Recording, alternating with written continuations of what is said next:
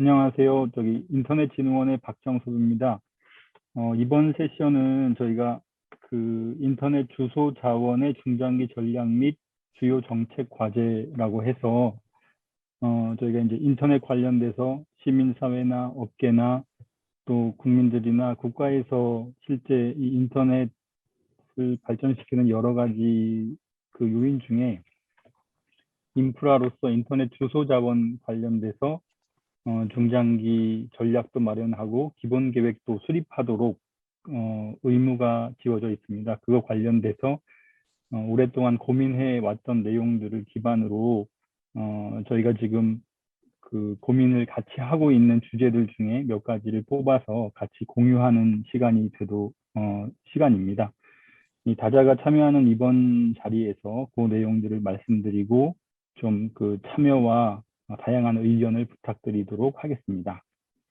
오늘 세션에 참여하는 패널 분들과 토론자 분들을 소개시켜 드리겠습니다. 우선 다자 간에 대표하시는 분들이 참여하는 형태로 해서 저희가 이제 그 정부에서는 과학기술정보통신부의 오한빈 사무관님이 토론자로 참석하셨습니다. 그리고 공공과 기술계를 대표해서 한국과학기술정보연구원의 조부승 과학기술연구망 센터장님께서 참석해 주셨습니다. 그리고 학계를 대표해서 오랫동안 이 주소자원 관련해서 진짜 여러모로 노력하신 그 한국방송통신대학교 이영엄 교수님도 오셨습니다. 또한 그 시민사회를 대표해서 정말 오랫동안 여기 그 인터넷 주소자원이나 그 외에 여러 가지 거버넌스 차원에서 참여를 해주신 오병일 위원께서도 참석해 주셨고요. 법조계를 대표해서 법무법인 로고스에서 전웅준 변호사님 오셨습니다. 그리고 산업계를 대표해서 코리아 센터에서 서재우 차장님 참석해 주셨고요. 오늘 저희가 이제 다양한 주제 중에서 저희가 고민한 여러 가지 주제가 있지만 그 중에 이제 4가지 정도를 뽑아서 또 이렇게 토론해 주실 분들이 4분 같이 있습니다. 조금 이따가 소개할 시간이 있어서 발표하는 그 순서에 맞춰서 소개해 드리도록 하겠습니다. 간단히 저희가 이제 오늘 말씀드릴 내용에 대해서 순서라든가 필요성에 대해서 그래도 앞에 약간의 그 이해를 돕기 위한 자료를 가지고 제가 좀 한 말씀 먼저 올리도록 하겠습니다.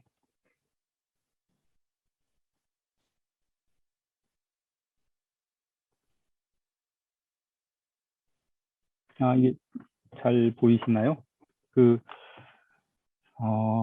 일단 인터넷 해동기 이후에 현재까지 우리나라, 즉 닷케이아를 중심으로 한 다양한 커뮤니티나 정책들 관련해서는 사실 여러분들이 아는 것 이상으로 글로벌 분야에서는 어떤 다양한 귀감이나 여러 가지 표준으로 됐던 것이 사실인데요. 이미 2009년도 이전부터 저희가 이제 그런 노력을 통해서 사이버 대한민국을 대표하는 닷케알이 100만 활용을 구축이 되었고, 다양한 정보화 시대의 인프라로서 이런 인터넷이 운영되고 다양한 한국의 컨텐츠들이 유입이 되고 비즈니스가 될 수 있는 기반이 조성이 되었습니다. 그리고 또 국가 DNS의 안정적인 운영을 통해서 저희가 거의 끊김없이 이렇게 거의 완전한 그런 DNS 서비스를 하고 있고, 인터넷 주소 자원 분야의 법제도나 이런 부분도 여러 가지 측면에서 또 의견들은 있겠지만 실제로 어떤 제도적으로 정비를 하고 국민적인 관심이나 국가적 자원이 된 정보화 시대의 자원이 된 이런 걸 활용하는 데 있어서 기본적인 틀을 법 제도화하는 부분도 진행해 왔습니다. 그것뿐만이 아니라 초창기부터 이런 제도가 마련되기 전부터 다양한 전문가나 시민사회들 참여를 통해서 그런 거버넌스 체계가 이루어졌습니다. 이 각각 분야에서 사실 살펴보면 저희가 검토해 본 그런 상황만 하더라도 상당히 혁혁한 성과들도 있고 좀 부족한 부분을 지적하시는 부분도 있겠지만 그렇게 다양한 게 있었습니다. 예를 들면 법제도 분야에서는 저희가 이제 인주법을 만들어서 6차례에 걸쳐서 기본 어떤 기본 계획을 수립했고, 또 이제 뭐 사이버 대한민국을 그 KR 100만을 구축하면서 글로벌한 그런 뭐 아이칸 회의를 유치한다거나 에이피닉 회의를 한다거나 다양한 주제를 제안한다거나 그런 내용들이 진행되어 왔었습니다. 그러나 이제 저희가 뭐 계속 이렇게 이제 변동을 하기 때문에 최근에도 또 이제 새로운 이런 이슈들이 저희에게 제안이 되고 있는데, 그런 것이 뭐 K컬처가 지속적으로 이렇게 그 인류의 관심의 대상이 되고 있고, 얼마 전에 OECD 그 회원국들 대상으로 했을 때 저희가 선진국에 아주 공식적으로 선진국에 반열에 되었다라는 얘기들이 있는 어떤 국제적인 책임이나 이런 부분들도 지속적으로 그 세계의 관심을 받고 있기 때문에 우리나라에 대한 컨텐츠를 이렇게 접속하고 그러는 분야에 대한 관심이, 그러니까 그런 수요들이 많이 증가를 하고 있고, 코비드 뭐 코로나19와 같은 그 비대면의 상황에 진전이 되면서 실제로 화상이나 이렇게 지금 저희가 회의하는 것처럼 이런 상황들이 많이 빚어지고, 또 이런 정보화 시대의 인프라를 기반으로 해서 사실 글로벌한 이슈들이 그 빛의 속도로 서로 공유가 되고, 그런 영향들이 또 논의가 될 수 있는 장들이 되고, 정책들도 상당 부분 서로 이 국경을 초월해서 그런 것들이 영향을 미치고 있는 것 같습니다. 그리고 또 뭐 AI가 됐든 여러 가지 다양한 지금 저희가 최근에 얘기하고 있는 그런 뭐 빅데이터, AI 뭐 여러 가지 이슈들에서 이런 그 ICT 기반으로 변화하는 것에 있어서 그 기반이 인터넷이 여전히 되고 있기 때문에 모바일이라 할지라도 이런 그 IP나 DNS를 기반으로 한 기반 위에서 움직이고 있다고 보시면 될 것 같아요. 그러다 보니까 지리장이 상당히 높아지고 있고, 그 분야에 있어서 글로벌 참여나 협력이 더 중요해지고 있고, 지금 이제 어느 정도 이 인터넷 주소 자원 관련된 정책이나 인터넷 거버넌스 관련된 정책이 뭐 이렇게 다 정착이 됐다고 생각하실 수도 있지만, 그런 부분에 있어서 지속적으로 이런 과제들이나 조금 더 저희가 참여해야 될 분야나 도전들이 있다고 생각이 듭니다. 이제 예를 들면 이것뿐만이 아니라 여러 가지 이유가 있겠지만, 저희가 이제 최근에 어떤 생각해 보는 것들 중에서는 이렇게 이제 새로운 변화에 맞춰서 또 이런 한계나 과제들이 있는데, 보안 위협이 당연히 많이 증가하고 있고, 인터넷 거버넌스의 분야가 주소자뿐만 아니라 다른 쪽으로 많이 하고 있기 때문에 각 분야의 전문 인력들이 인터넷이나 이런 거버넌스 소양을 마련해야 되는 부분도 있고요. 기존의 주소 및 기술 중심에서 이제 이런 다양한 확장이 필요하다는 부분인 거고, 그리고 국제 협력 분야에 있어서도 저희가 이제 좀 더 할 필요가 있는 것 같고, 근데 많은 부분에 있어서 지금 이제 시장은 여전히 정체되어 있다고 볼 수 있습니다. 뭐 .kr 도메인의 숫자만을 가지고 말씀드리는 것은 아니고, 어떤 그 인터넷 관련된 이 기반 시장에 있어서도 새로운 비즈니스나 아이디어나 이런 것이 좀 활력적으로 필요한 부분이 아닌가 생각이 되고요. 또 기존에 한 20여 년간 운영해온 설비 노후화 문제, 제도 역시도 저희가 이제 많은 기술적인 변화나 사회 문화 변화에 맞추어서 제도 개선도 필요하다, 이런 부분에 대한 말씀을 드리고요. 그래서 저희가 기본적으로 성공적인 디지털 대전환을 지원하면서 인터넷 주소 자원의 정책 기술 혁신 이런 것들을 이뤄내기 위해서 당연히 중요한 것은 국가 DNS의 무중단 운영이고, 또 정책 제도의 혁신과 시장 활성화가 필요하고, 인터넷 거버넌스 범위가 확정되면서 전문가들을 좀 지속적으로 이끌어낼 수 있는 기반이 필요할 것 같고, 글로벌 협력이나 또 그 선도국으로서의 어떤 아웃리치라든지 이런 역할들이 필요하지 않을까 하는 생각을 하고 있습니다. 그래서 오늘 저희가 이제 드릴 말씀은, 일단 제가 지금 이제 간략히 말씀을 드렸지만, 데이터를 기반으로 정말 얼마나 질의가 많이 늘어나고 인프라의 중요성이 얼마나 높은지에 대해서 실제 그 KR릭 그 센터를 DNS를 운영하고 있는 임준영 팀장님께서 설명을 먼저 해주실 거고요. 이후에 저희가 이제 DNS 이런 것을 기반으로 글로벌 협력과 아웃리치를 할 수 있도록 만든, 뭐 지금은 아주 초기 단계이긴 하지만 여러 주요 아태 지역의 국가들과 그런 이제 논의를 시작하고 있는 다자간 DNS 수합에 대한 설명을 좀 드리려고 합니다.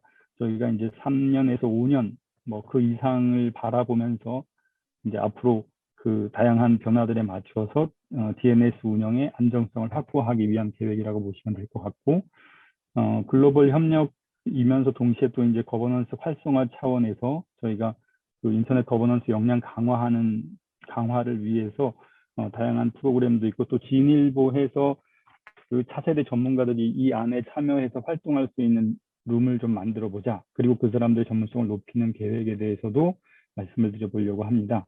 아까 말씀드린 대로 이제 시장과 업계의 의견을 받아서 혹은 이제 변화하는 상황에 맞춰서 저희가 이제 법제도 개선하고 필요한 제도 혁신이 필요한 부분이 있는지에 대해서 또 이제 차례로 말씀드릴 겁니다. 저희 팀의 장시영 선임 그리고 김보영 선임, 황혜란 선임님이 차례로 발표를 하도록 하겠습니다.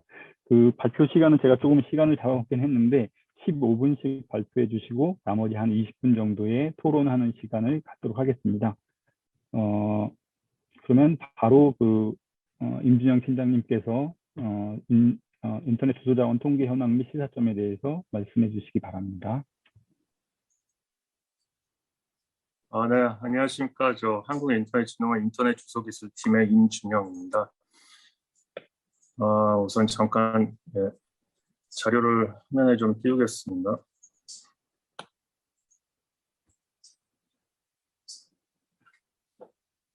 네, 잘 들리시고 잘 보이시나요? 네, 그럼 시작하겠습니다. 네, 방금 박정석 팀장님이 말씀해 주셨지만 일단 전체 현황을 알고 저희가 중장기 전략이나 이런 부분을 바라봐야 되는 측면이 있기 때문에 이런 부분을 저희도 항상 주의 깊게 보고 있습니다. 이 보고서는 저희가 상반기에 작년 2020년 1년 동안에 저희 국가 도메인 질의 현황을 정리를 해서 발간한 보고서입니다. 이미 보셨을 수도 있지만 다시 한번 못 보신 분들을 위해서 요약 정리하는 차원에서 한번 말씀을 드리겠습니다.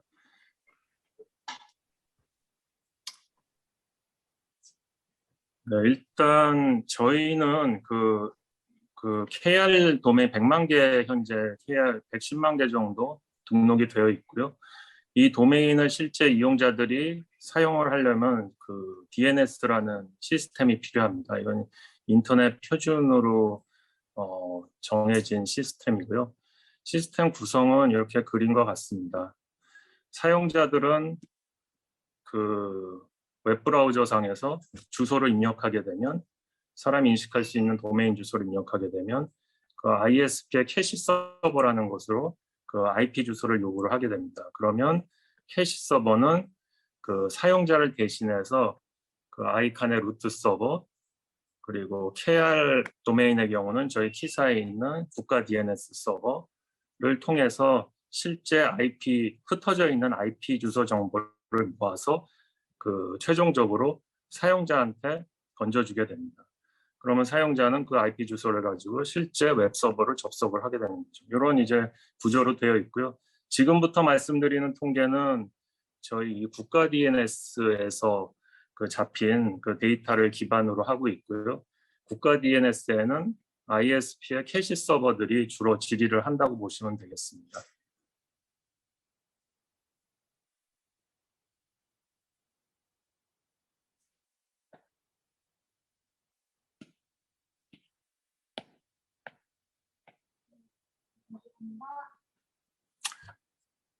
예, 2020년 한 해는 좀 저희한테도 시스템 운영하는 측면에서도 좀 특별한 한 해였는데요.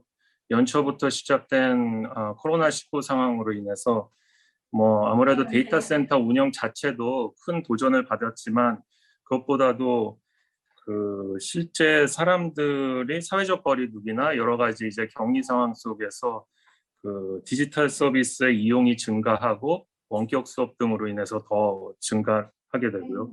그래서 이제 트래픽이 늘어나면서 같이 저희 DNS 트래픽도 증가를 하게 됩니다. 그래서 저희가 작년 한 해 동안 약 9,300억 건을 처리를 했는데 이 중에 한 일평균으로는 한 25억 건, 그리고 매 초당은 한 3만 건 정도 KR 도메인 관련 질의가 유입이 되고 있습니다. 이는 19년 대비해서 한 16% 이상 증가한 수치고요. 저희가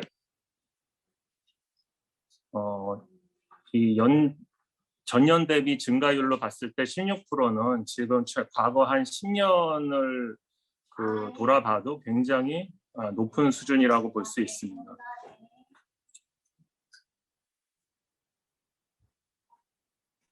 그래서 2010년 계속 증가하던 트래픽은 2020년 10월 8일에 32.5억 건까지 상승해서 가장 높은 피크치를 찍었고요. 연도로 봤을 때 말씀드렸듯이 이제 2011년 때도 지속적으로 이제 평균 질의량이 증가하는 걸 보실 수 있습니다. 그래서 참고적으로 이제 요건 2020년 12월까지고 저희가 요 발표 때문에 좀 상반기 트래픽도 한번 점검해봤는데요. 지금까지는 한 25억 건 평균 요 정도 수준에서 계속 유지가 되는 걸로 확인이 되고 있습니다. 질의가 들어온다는 거는 이제 질의를 하는 주체가 있는 건데요. 누가 과연 KR 도메인을 계속 찾고 있는지를 그래프로 좀 나타내 봤습니다.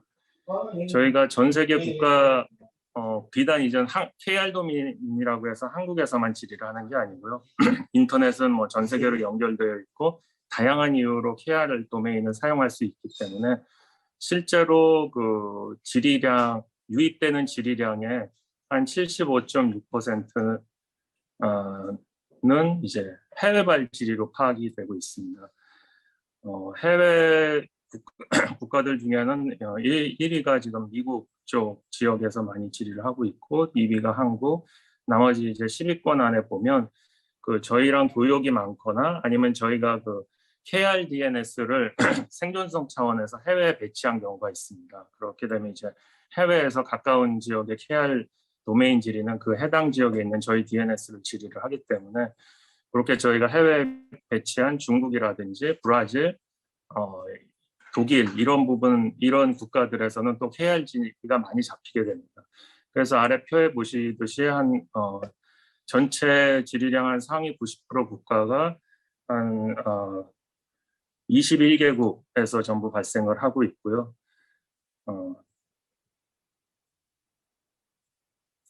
또 국가별로 봤을 땐 그렇지만 이제 요즘에는 글로벌 사업자들, 빅테크 기업들이 많이 인터넷을 점유를 하고 있습니다. 그래서 사업자별로도 한번 살펴보면 이건 이제 굉장히 재밌는 포인트인데 저희도 이제 기존에는 보통은 이제 국내 통신 3사가 1, 2, 3위를 이제 차지를 하는 경우가 많았었는데 작년부터는 조금 이제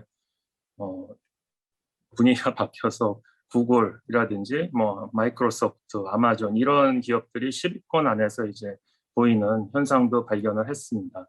이런 기업들의 특징은 저희가 파악하고 있기로는 이제 공개된 캐시 서버라고 해서 오픈 DNS를 모두 운영하고 있는 그런 주체들입니다. 오픈 DNS는 보통 이제 아까 초반에 말씀드렸듯이 캐시 DNS들은 보통 ISP가 운영하고 ISP의 가입자들이 사용을 하게 돼 있는데 오픈 DNS 운영 주체들은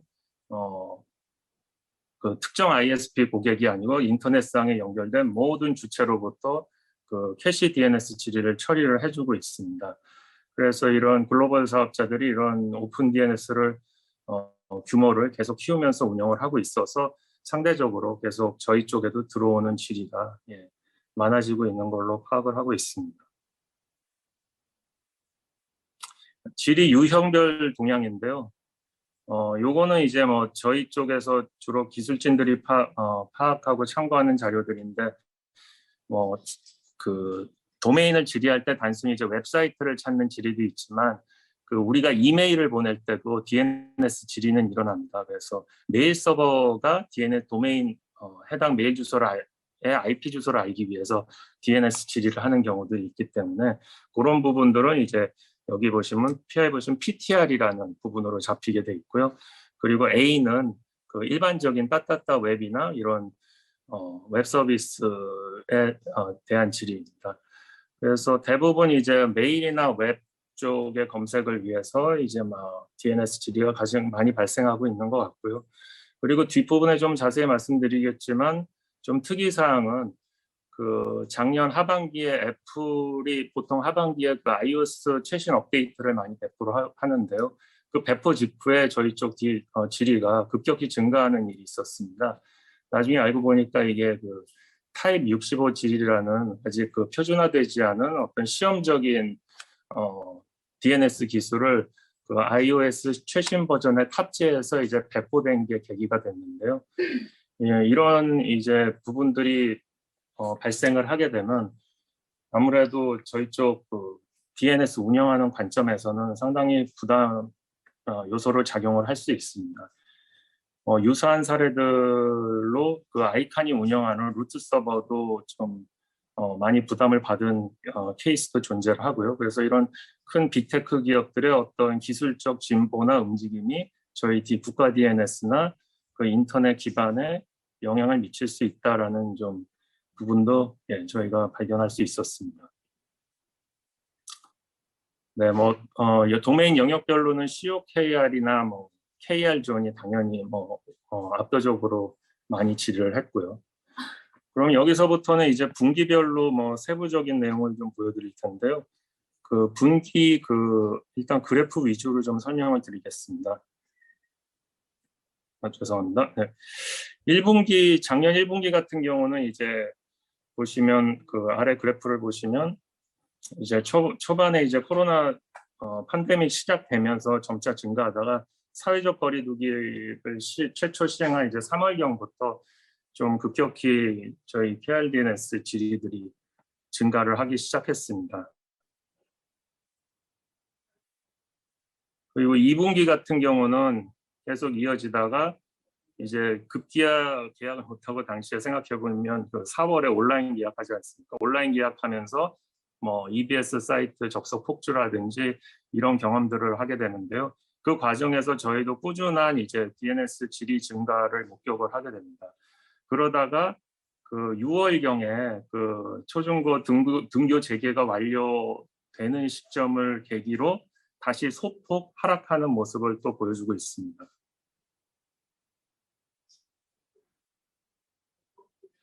예, 그 다음에 이제 3분기 때를 보면 저희가 그 계속적으로 그 여름을 지나면서도 계속 확진자가 늘고 그 사회적 거리두기가 지속되면서 계속 올라간 트래픽이 내려가지 않는 이런 모습을 보이게 되고요. 그리고 급기야 이제 4분기 초반에 들어서면서 그 저희도 이제 지금까지 보지 못한 그 일 최고 32억 건을 돌파하는 이제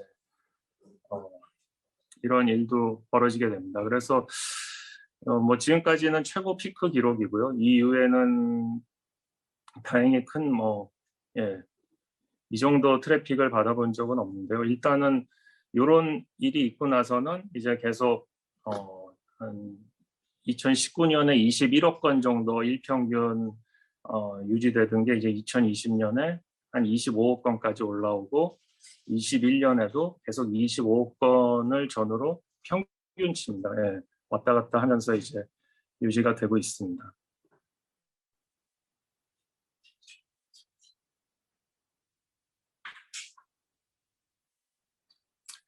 예, 그래서 작년에 이런 저희가 이제 모니터링 결과를 통해서 좀 데이터를 분석해 봤는데요.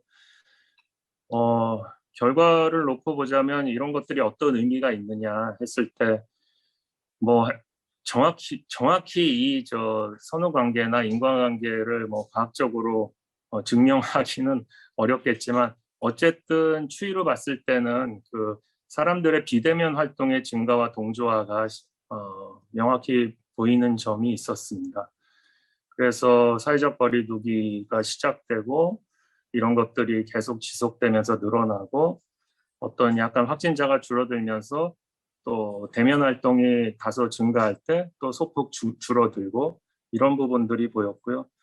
그다음에 이제 뭐 저희는 기술팀이니까 아무래도 이런 부분이 초유의 관심이긴 한데요. 이 아직 표준화되지 않은 어떤 신기술 등이 그 시장 점유율이 높은 이런 빅테크 기업들에 적용되면서 실제 과거에는 볼 수 없었던 그런 어떤 인터넷 인프라 스트럭처에 대한 예, 부담을 가중시키고 있다. 뭐 이런 부분을 또 볼 수가 있었습니다. 그래서 여기 아까 잠깐 언급드린 타입 65지리 같은 경우는 그 DNS 레코드 안에 그 HTTPS 암호화된 정보, 연관 서비스 정보를 담기 위한 표준인데요. 이거는 이제 그 애플이나 요즘에 모든 그 구글이나 그 프라이버시 쪽에 신경을 쓰면서 DNS 프라이버시를 지원하기 위한 목적으로 이러한 표준들을 개발하는 데 많은 노력을 하고 있습니다. 그런데 이제 뭐 그런 건 좋지만 어쨌든 이런 걸 적용하는 순간에는 어떤 안정화되기 전까지는 이런 인터넷 인프라에 대한 부담을 초래할 수 있는 사안이 될 수도 있고요.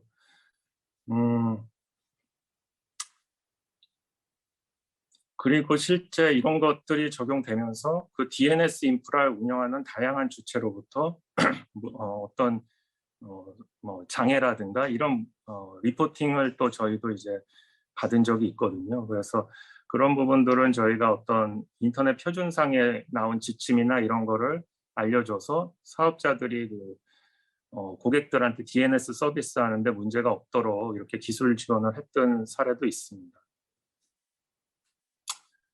아무래도 그 DNS 운영하다 보면 또 피할 수 없는 숙명이 이런 어떤 자동화된 봇에 의한 질의입니다. 이 크롤러 봇 뭐 등으로 불리는데요.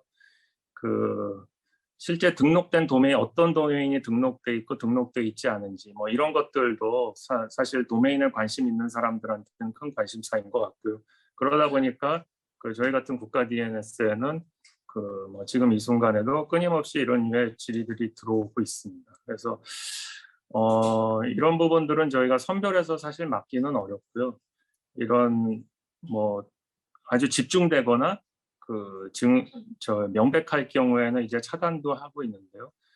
일반적인 그런 크롤링이나 봇 활동에 대해서는 다른 정상적인 서비스를 유지해야 되기 때문에 이제 쉽게 선별해서 차단할 수 없는 부분들이 있습니다. 그래서 어쨌든 이런 앞에서 그 지금까지 말씀드린 한 3가지 특징들에 의해서 저희는 결론적으로는 이제 KRDNS의 질의 처리량이 계속 증가하고 있다.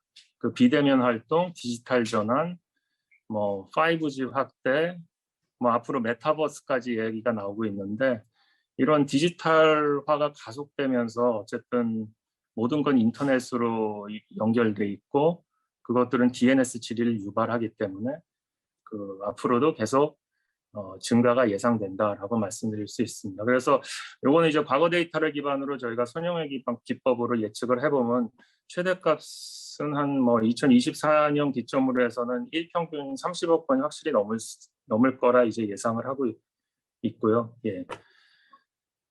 그래서 이런 부분 때문에 좀 인프라에 대한 투자라든지 기술 신기술 적용 이런 부분에도 저희는 좀 관심이 많은 그런 상황입니다.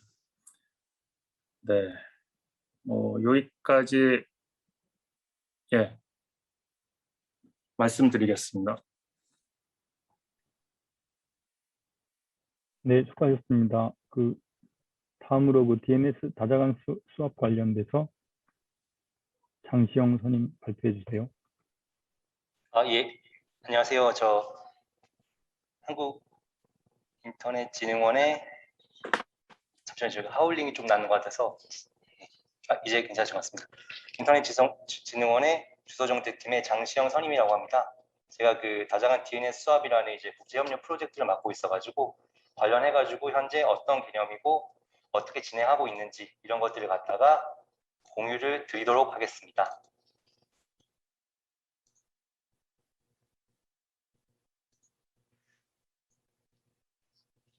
혹시 지금 보이시나요? 예, 보이시는 걸 알고 그럼 진행하겠습니다. 예.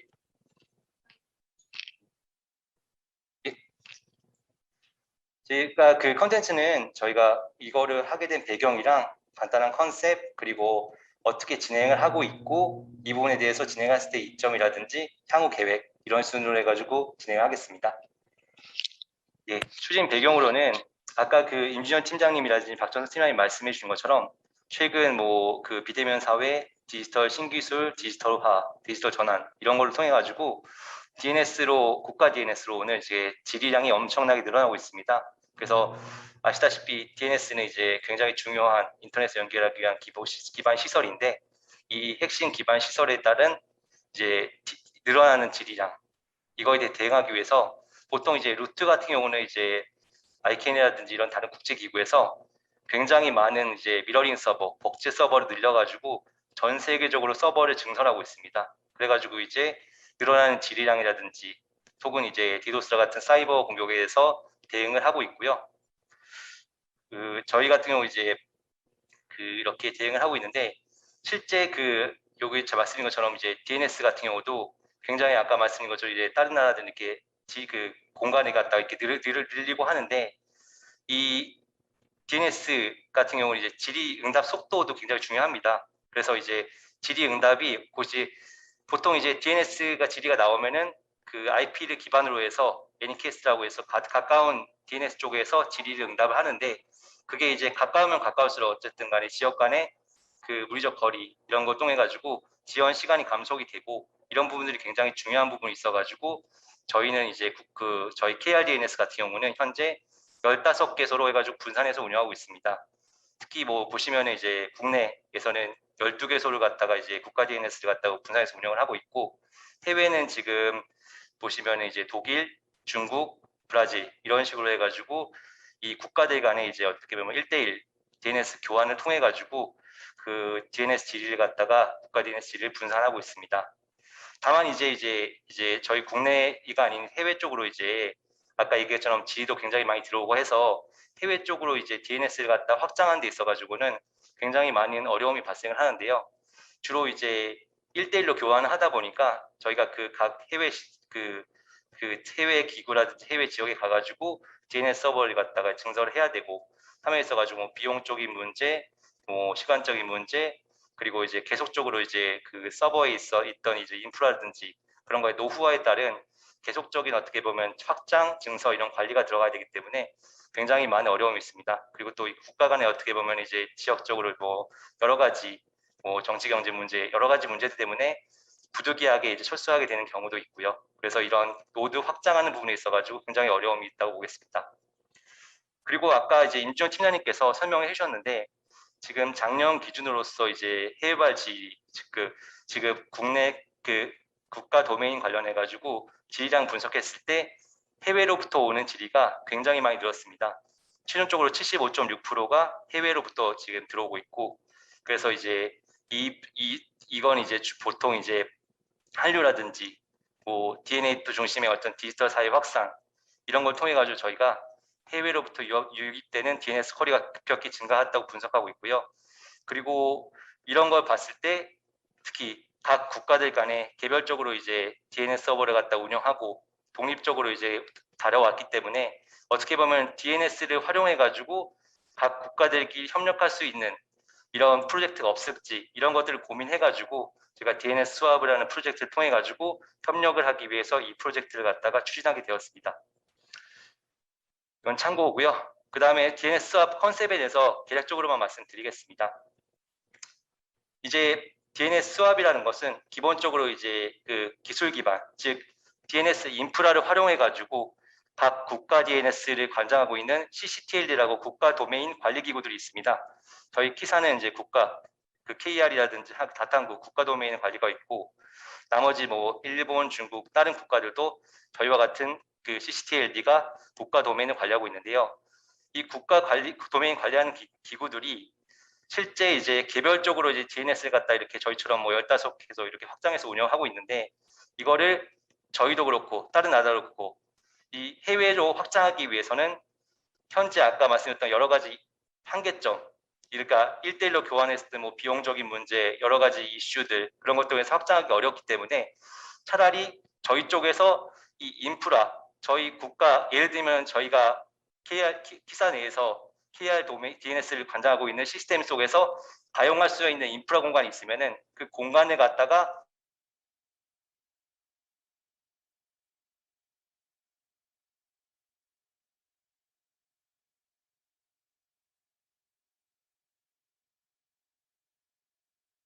가에 있는 CTL들이 활용해서 갖고 있는 남아있는 어떤 네트워크 시스템들을 갖다가 그 구축을 해가지고 이 시스템 속에 가상 공간을 갖다가 심어서 이 각 다른 나라들, 예를 들면 뭐 일본이라든지 중국 이런 나라들이 저희 쪽에 있는 가상 공간에 그 자기네 나라의 DNS를 갖다가 심어서 그 자기네 나라의 DNS 질의를 우리나라로 처리하게끔 하는 어떻게 보면은 가상 공간을 활용한 그 공유 체계라고 보시면 될 것 같습니다. 예, 이거는 뭐 네트워크 구성이니까 아까 넘어가도록 하고요. 이러한 공간을 갖다가 저희만 구축하는 게 아니고 저희랑 협력하는 다른 나라들, 예를 들면 뭐 일본, 중국, 인도 이런 쪽에서 같이 협력을 해서 그쪽 나라에 있는 DNS 안에도 저희가 구축한 국가들은 똑같은 공간을 만들어서 그쪽 공간에 우리 DNS 서버, 다른 참여하는 국가들의 DNS 서버 심어가지고 결국에는 이게 확장되면 확장될수록 그 나라에서의 DNS 질의가 거기에 소화되게끔 하는 어떻게 보면은 인프라를 활용하는 국제 협력 프로젝트라고 보시면 될 것 같습니다. 그래서 이 프로젝트 안에 갖다가 처음 이제 만들어가지고 이제 요거는 이제 협력 사항이기 때문에 굉장히 프로젝트 안에 갖다가 저희가 이제 적극적으로 이제 다른 나라들한테도 협력을 위해서 설득을 하고 참여를 요청하고 이렇게 진행을 하고 있는 상황이고요. 관련해가지고 문제는 이제 여기에 참여하려면은 이런 인프라 시설을 갖다가 구축을 해야 되고 또 구축을 한 거에 따라서 각자 자기네 서버를 갖다 공간을 내줘야 되기 때문에 그런 부분에 있어 가지고 상호 협력이 필요합니다. 그래서 이제 그 인프라를 구축하는 어떻게 보면 구축 국가들은 하드웨어 시설, 네트워크 장비라든지 뭐 서버 그리고 인프라를 위한 전산 장비, 전원 이런 시설, 그런 방화벽 이런 공간들 물리적 시설들을 제공해야 되고요. 그걸 사용하는 또 어떻게 보면 참여하는 국가들도 자기네 나라에선 똑같이 이런 것들을 제공해야 됩니다. 그리고 거기 그 국가 안에서 참여하는 어떻게 보면 국가들은 그 자기네 DNS 운영하기 위한 최소한의 소프트웨어들, 컴퓨터 OS라든지 DNS 소프트웨어 이런 것들을 갖다가 구축을 스스로 하는 거고요. 그리고 국가들 간의 아무 협력이다 보니까 보안 문제가 발생했을 때 어떻게 해결할지에 대한 보안 정책, 그리고 운영했을 때 사고가 발생할 때 대응 방안, 그리고 뭐 어떻게 그 계약을 갱신할지 기타 이슈에 대해서 그 협력 아젠다로서 같이 이제 공통의 이제 협력 사항이 먼저 이제 수용이 돼야 되니까 이런 부분에 대한 논의가 필요할 것 같습니다. 그래서 이거를 구축했을 때 왜 구축하냐에 대한 이점을 갖다 잠깐 말씀드리면은 뭐 가장 크게 이제 그 중요한 거는 아무래도 DNS는 무중단으로 계속 운영을 해야 되는데 이게 DNS 서버가 확장이 되면 될수록 그거에 대해서 이제 가용성이 더 커집니다. 그래서 이제 DNS 서버가 뭐 하나 다운되더라도 다른 서버로 해가지고 이제 DNS 질의를 받을 수 있기 때문에 글로벌하게 질의가 많이 확장되는 상황에서는 더 많이 글로벌하게 확장시킬 수 있는 부분이 있고요. 또 아까 성능 측면에서도 이제 그 다른 나라에서 이제 DNS 서버가 확장이 되면은 그쪽 나라에서 발생하는 DNS 질의는 그쪽에서 처리가 가능하기 때문에 굉장히 인터넷에 연결할 수 있는 웹 호스트 서비스에 연결할 수 있는 속도가 빨라질 거로 기대하고 있습니다. 그리고 보안 문제에 있어가지고도 이제 디도스라든지 이런 그 DNS 서버를 공격하는 이제 무작위 공격이 발생했을 때 어떻게 보면 DNS 서버 자체가 더 확장되면 확장될수록 그 보안에 있어가지고도 어떤 분산해서 막을 수 있는 그리고 혹시 최초 공격 발생 지점에서 그걸 예측할 수 있기 때문에 좀 더 신속하게 어떻게 보면 대응을 할 수 있다고 볼 수 있습니다. 그리고 아마 가장 큰 게 비용적인 문제인데 현재 방식으로는 저희가 이제 중국이라든지 브라질이라든지 이런 쪽에 구축하려면은 저희가 직접 그 DNS 서버를 구축해야 되고 관리를 해야 되고 노후 장비를 교환해야 되고 이런 비용적으로 굉장히 큰 비용이 발생하는데 이거를 DNS 수합을 통해 가지고 우리나라 것만 관리를 하면은 나머지 국가들은 자기네들이 알아서 관리를 해주기 때문에 그런 점에 있어 가지고 저희는 저희 나라의 DNS 수합에 있는 시스템만 관리를 하면은 자동적으로 다른 나라들이 관리를 해줌을 통해서 DNS가 확장되는 어떻게 보면 이제 비용적으로 굉장히 큰 효과가 발생하다고 할 수 있습니다. 그리고 저희 나라도 마찬가지겠지만은 각 국가 CCTL들은 어떻게 보면 이제 국가 중요 시설인 DNS를 관리하는 데 있어 가지고 독립적으로 협력에 의해 가지고 그 운영을 할 수 있어 가지고 단순히 이제 민간 업체한테 민간 기업한테 위탁한 때에는 자기네들이 그 민간 업체에 대해서 돈을 주고 하기 때문에 그거에 대한 관리 권한이 없지만은 각 국가들 간의 어떤 협업에 의해 진행을 해가지고 그 순전히 그 문제가 발생했을 때는 협력에 의해서 해결할 수 있는 그런 독립성을 보장할 수 있다는 게 큰 이점이라고 하겠습니다. 그럼 마지막으로 그 현황이랑 계획을 간단하게 말씀드리겠습니다. 저희가 이 그 프로젝트 관련해 가지고 컨셉을 갖다가 올해 초에 2월 달에 그 APTLD라고 아태지역 국가 도메인 기구들 간의 협의체가 있습니다. 그 협의체 국제 회의 정례 회의에서 이 컨셉을 처음으로 발표를 했고요. 각 국가들이 그거에 대해서 가능한지, 어떤 컨셉인지, 그리고 어떤 협력 원칙이 도출될 수 있는지를 갖다가 워킹 그룹을 만들어 보자 해가지고 저희가 주도하에 인도 포함해가지고 뭐 일본, 중국, 베트남 이런 거 8개 국가랑 그 사기업 2개를 포함한 10개 기관들끼리 글로벌 워킹 그룹 연구반을 만들어서 3월 달부터 한 6월까지 운영을 했습니다. 그래서 운영을 하면서 모든 국가들이 이 컨셉 좋다. 컨셉에 대해서는 굉장히 동의를 했고 이거를 갖다가 다만 어떻게 운영할지 상호 신뢰성, 상호 어떻게 보면 이제 보안성 이런 여러 가지 이제 운영을 위한 원칙들에 대해서 합의를 했고요. 이거를 만약 하게 되면은 큰 틀에서의 양해각서에 대한 초안이라든지 향후 어떤 식으로 로드맵을 해서 계획을 할지 그리고 아무래도 국가들이다 보니까 이 기술적인 건 좋지만은 뒤에서 이제 정부라든지 약간 정치적인 이슈들이라든지 여러 가지 이제 지역적이고 정치적 이슈 뭐 여러 가지 이슈들이 있는데 그런 거에 대한 분쟁들이 발생할 때 해결할 수 있는 안에 대해서 어떻게 보면 공통의 협력 원칙을 갖다가 만들었습니다. 그래서 이거를 갖다가 6월 말에 APTLD 이사회 승인을 받아가지고 홈페이지 공개를 했고요. 현재는 지금 그 다음 단계로서 실제 이거를 갖다가 서버를 분산하기 전에 가능한지 시범 운영을 하도록 저희가 테스트 환경을 갖다가 지금 구축해서 제안을 하고 있습니다. 즉 저희 그 나주에 있는 국가 DNS에서 다른 국가들이 들어와서 실제 그 국가들의 DNS 질의가 소화되는지 이런 부분을 갖다가 이제 테스트할 수 있는 환경을 갖다가 저희가 최초로 제안을 하고 이거에 대해서 참여할 수 있는 국가들을 모집을 하고 있고요. 그리고 국가들이 모집이 되면은 이 국가들이랑 저희 거를 먼저 테스트하고 그 다음에 참여하는 다른 나라에도 똑같은 시스템을 만들어서 그 국가들의 DNS에서 우리 KR DNS도 그 소화가 되는지 그리고 이점이 뭔지 정말 이게 빨리 처리되게 되고 여러 가지 이제 이점에 대해서 이제 연구를 할 거고요.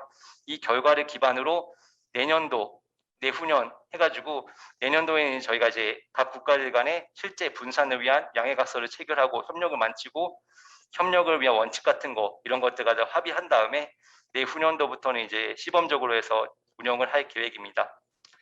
예, 이상으로 저희가 이제 간략하게 DNS 수학 관련해 가지고 현재 뭐 컨셉이라든지 추진 배경 컨셉 그리고 진행 사항과 향후 계획에 대해 말씀드렸습니다. 감사합니다. 네, 수고하셨습니다. 그 뭐 질의사항들도 있겠지만 발표 다 끝나고 한꺼번에 하도록 하겠습니다. 부영서님께서 그 거버넌스 역량 강화 발표해 주시기 바랍니다.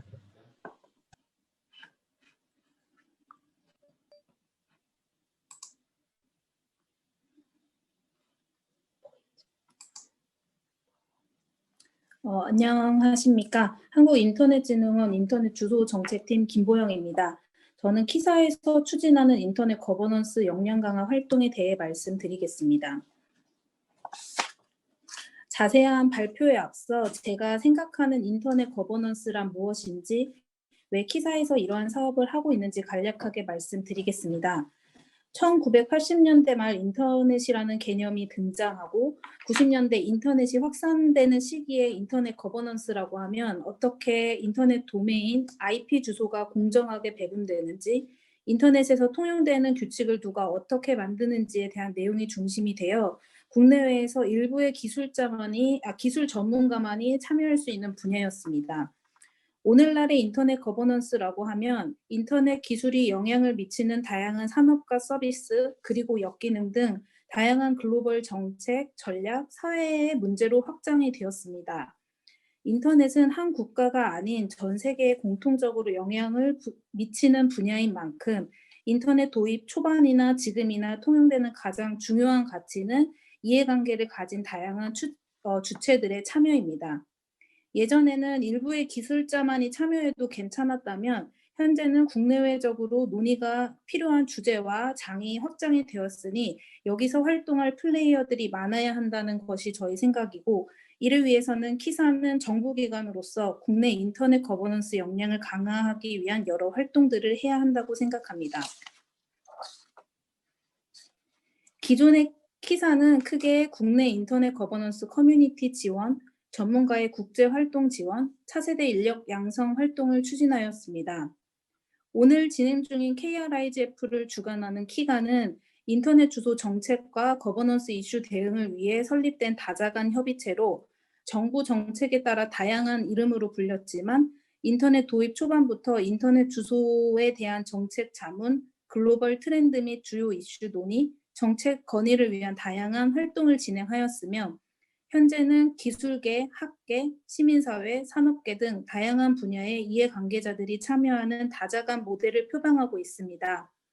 IGF, APR-IGF 등 국제기구의 한국의 대표 커뮤니티로서도 활동하고 있지만 빠르게 변화하는 인터넷 거버넌스 이슈로의 확장에 한계가 있고 산업계의 관심과 참여가 저조하다는 문제가 있습니다.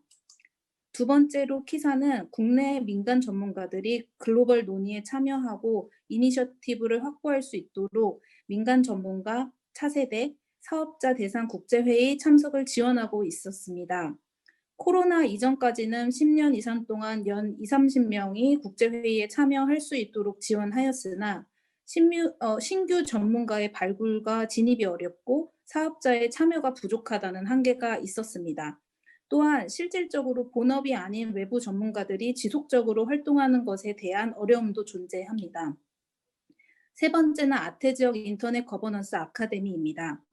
키사에서는 차세대 전문가 육성을 위해 국제 인터넷 주소 기구인 아이칸과 공동으로 아태 지역 청년 대상 인터넷 거버넌스 교육을 2016년도부터 시행하고 있습니다.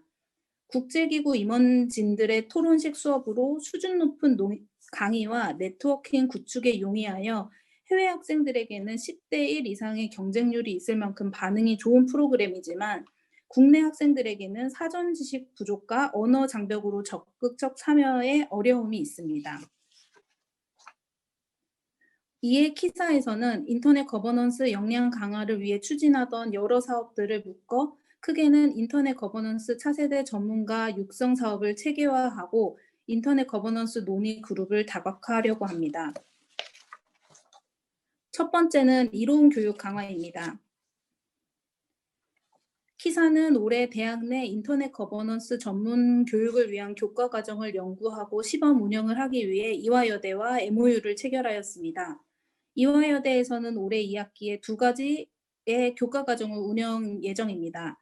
학부에서는 글로벌 거버넌스라는 과목으로 정보기술의 발전으로 인하여 정치와 경제, 사회, 문화 전반에 걸쳐 발생한 글로벌 차원의 변화를 살펴보고 이러한 변화에 어떻게 대응할 것인지, 특히 인터넷 거버넌스와 사이버 안보, 데이터 거버넌스 영역에 대한 기초 지식을 통해 현 시대의 글로벌 거버넌스가 어떻게 작동하는지에 대한 강의가 진행될 예정입니다. 대학원에서는 글로벌 시대의 국제관계 연구라는 과목으로 ICT 발전에 따른 국제사회와 글로벌 거버넌스의 변화, 이와 관련된 다양한 문제의식을 공유하는 교육이 진행될 예정입니다.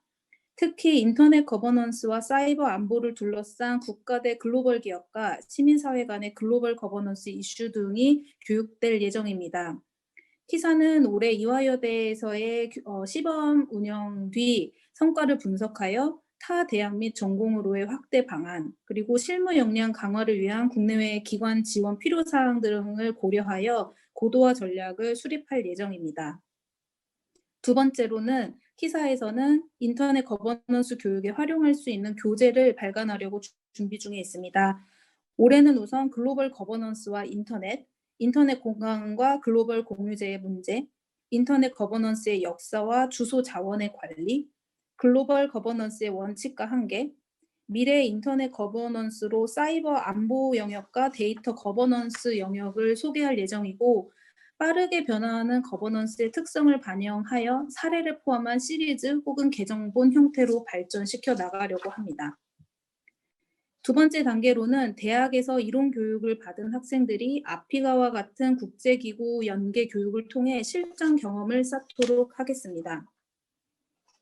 아피가는 인터넷 거버넌스에 관심이 있는 만 18세 이상 35세 이하 아태 지역 청년을 대상으로 하는 교육 프로그램으로 인터넷과 인터넷 생태계를 이해하고 인터넷 정책 개발 과정 참여를 위한 지식과 기술 함양을 목적으로 합니다. 아피가는 참석자와 멘토, 수료자, 청년 그룹, 동료 수강생들 간의 강한 네트워킹을 가능하게 하고 아이칸 모의회의와 롤플레이 등의 참여형 학습을 위해 탄탄한 인터넷 거버넌스 기초 교육을 제공합니다. 또한 동기부여를 위한 롤모델을 연사로 섭외하기도 하고 선진 기술에 대한 토의도 진행을 합니다. 기존에는 국내 학생들이 언어와 사전 지식 측면에서 여러 어려움을 겪었지만 대학에서의 이론 교육이 아피가와 같은 활동에도 많은 도움이 되리라 생각합니다. 아피가는 연 50명 정도의 국내외 교육생을 배출하고 있고 해외에서는 약 25%의 학생들이 아피가 수료 이후에 인터넷 거버넌스 분야에서 활동하고 있습니다. 한국 학생들이 아피가를 통해 글로벌 인터넷 거버넌스 논의를 경험해보고 향후 국제 무대에도 진출할 수 있도록 커리어를 제시하고 실질적으로 도움이 될 수 있도록 하겠습니다. 세 번째 단계로는 대학에서의 이론 교육과 아피가와 같은 실전 경험을 거친 학생들을 대상으로 국내 인터넷 커뮤니티 활동을 하도록 기반을 마련하였습니다. 키사에서는 아피가 KRIGF 서포터즈 등으로 인터넷 거버넌스에 관심을 갖고 참여한 학생들이 지속적으로 교류하고 전문 지식을 습득할 수 있도록 작년 11월 한국 인터넷 거버넌스 청년 그룹인 보야지를 발족하였습니다. 학생들이 관심 있는 주제 위주로 전문가를 초청하여 세미나를 진행하고 논의한 내용을 아이칸, IGF 등에 제안하고 참여할 수 있도록 지원하고 있습니다. 작년에는 보야지에서 제안한 세션이 KRIGF의 반 이상을 차지할 만큼 학생들이 많은 관심을 갖고 참여해 주었습니다. 앞으로도 대학에서의 이론 교육, 아피가를 거친 학생들이 보야지 등의 국내 커뮤니티에서 활동하고 이를 기반으로 인터넷 거버넌스 분야에서 활동할 수 있도록 하겠습니다. 보야지와 더불어 올해 키사에서는 연구자 네트워크 구축을 통한 연구 활성화와 차세대 전문가 교육을 위해 인터넷 거버넌스 연구협의회라는 새로운 플랫폼을 구축하였습니다. 기존의 키가와는 별도로 연구와 교육에 초점을 맞춘 협의회의 성격이며 참여 기간에 해당 교수와 학생을 연결하여 연구소별 이슈를 분석하고 연구하여 전문 자료로 구축하고 정례 세미나를 통해 정보를 공유하고 아카이빙하고자 합니다. 올해는 기술사회 연구회와 5개 대학 부설연구소에 EGIG라고 하는 인터넷 거버넌스 전문가 그룹을 구축하였고 인터넷 거버넌스에 대해 연구하고 주니어를 양성할 예정입니다. 마지막으로는 키가입니다. 키가는 국내 인터넷 거버넌스 분야에서 오랜 경험을 가진 협의체로서의 강점을 갖고 있으나 앞으로는 빠르게 변화하는 인터넷 거버넌스에 유연하게 대처할 수 있는 논의의 장이 될 수 있도록 타 학회 및 협의회와의 교류를 통해 논의 주제와 참여자를 확대하고 글로벌 IGF와의 연계를 강화하는 등의 키가의 발전을 위한 노력과 고민이 필요하다고 생각합니다. 이상 키사에서 진행하는 인터넷 거버넌스 역량 강화 활동에 대해 말씀드렸습니다. 저희가 추진하는 여러 사업들이 유기적으로 연계하여 돌아갈 수 있도록 노력할 예정이니 여러 패널분들과 참석자들의 많은 조언과 의견 부탁드립니다. 이상입니다. 네, 감사합니다.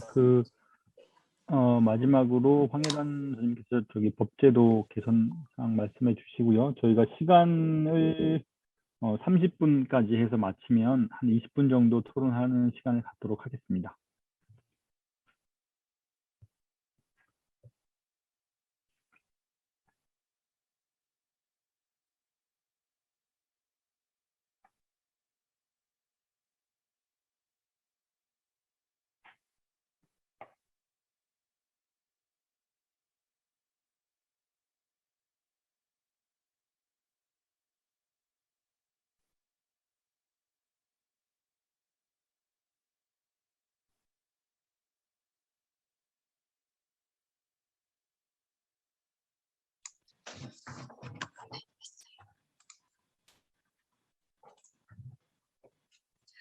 네, 안녕하세요. 한국인터넷진흥원 인터넷주소정책팀 황혜란입니다.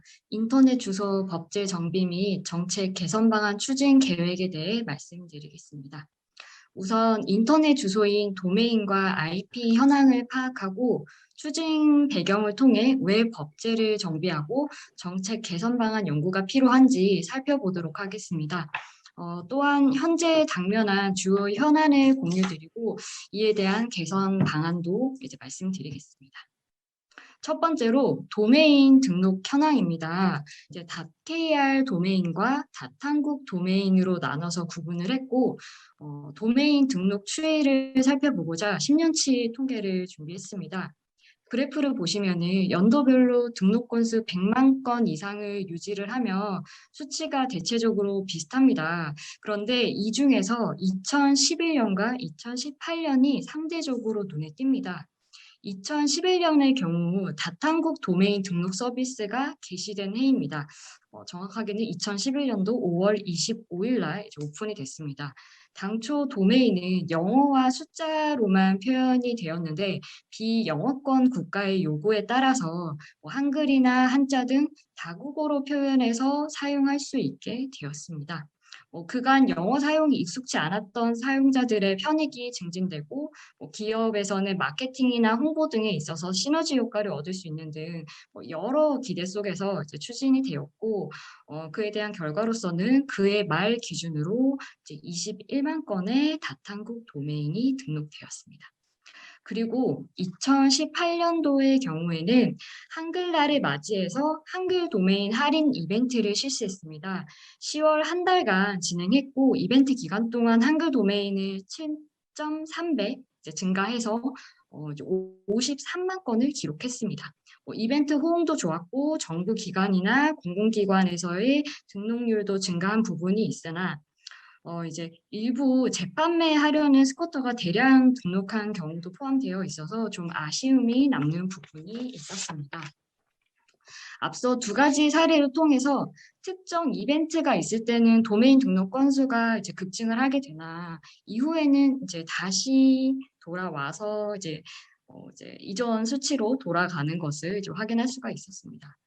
또한 코로나 발생 이후 대부분의 산업이 비대면으로 전환되었다라고는 하나 실제 도메인 등록 수치를 보면은 코로나 이전과 비교해서는 큰 변화가 없다는 것을 알 수 있습니다. 즉 국내 도메인 등록 건수는 기존과 비슷한 양상으로 유지되고 큰 변화는 없을 것으로 예상이 됩니다. 다만 이러한 도메인들이 활용되는 분야가 확대되고 그 안에서 다양한 신서비스가 창출되는 등 이제는 양보다는 퀄리티에 초점을 맞춰야 되는 시기라고 생각이 됩니다. 다음으로는 이제 IP 주소입니다. 좌측이 IPv4, 우측이 IPv6이고 도메인과 동일하게 추이를 살펴보고자 10년치 데이터를 가져왔고요. 2010년대 초반에는 특히 IPv4 할당량이 이제 급증하기는 하나 이제 점차 완만해지면서 최근 3년간은 거의 이제 변화가 없는 수준입니다. 이제 앞서 도메인 파트에서 말씀드린 바와 같이 현재 국내 인터넷 주소는 굉장히 안정화된 상태라고 할 수 있겠습니다. 그래서 이렇게 안정적으로 잘 운영되고 관리되고 있는 도메인과 IP 주소를 왜 정비하고 정책 개선 방안을 연구해야 하는지에 대해 말씀드리겠습니다. 우선 2004년도에 인터넷 주소 자원에 관한 법률이 제정되면서 그간 논란이 되었던 여러 이슈들이 이제 정리가 되고 인터넷의 기본 인프라로서 역할을 이제 충실히 이행해 왔습니다. 그런데 오히려 기존의 문제점들이 해소가 되고 나니 이용자나 산업계의 이제 관심이 떨어지고 자연스레 참여도 좀 저조해지면서 점차 인터넷 생태계가 이제 정체기에 들어섰다고 이제 보여집니다. 그런데 또 이제 아이러니하게도 이미 우리는 인터넷 기반의 생활을 누리고 있습니다. 2020년 인터넷 이용 실태 조사에 따르면은 우리나라 가구 중 인터넷 접속이 가능한 가구는 99.7%라고 합니다.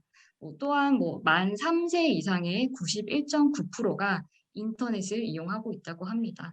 인터넷이 없는 세상은 이제는 상상도 할 수가 없겠죠. 그리고 코로나가 장기화되면서 뭐 경제나 문화, 사회 활동도 크게 달라졌습니다. 사람이 살아가는 데 있어서 가장 기본적이고 중요한 의식주 서비스 역시 인터넷 기반의 뭐 비대면으로 이제 변했고요. 구체적인 예로는 뭐 이제 저희 한국인터넷진흥원 인터넷 주소 기술팀에서는 기존에 이제 DNS 기술 교육을 이제 오프라인으로 실습 위주로 진행을 했었습니다. 근데 현재는 코로나로 불가해서 이제 온라인으로 대체를 해서 이제 진행을 하고 있고요. 그리고 이제 소방청에서는 이제 체력 증진 대회를 이제 개별적으로 앱을 통해서 이용할 수 있도록 이제 비대면으로 또 개최를 했던 사례가 있습니다.